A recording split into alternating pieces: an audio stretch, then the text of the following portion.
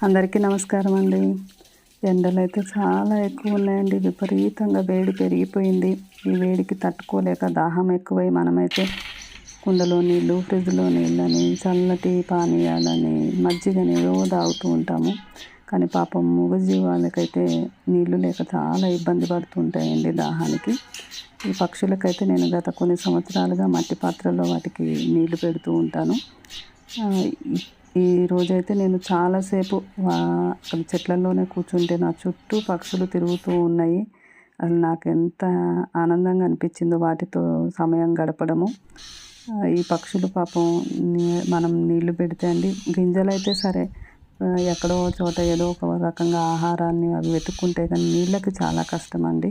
కాబట్టి వాటికి నీళ్లు పెట్టడానికి నేనైతే చేస్తున్నాను ఇలా. మీరు కూడా అలా ప్రయత్నం చేస్తారని అనుకుంటున్నాను. ధన్యవాదాలండి.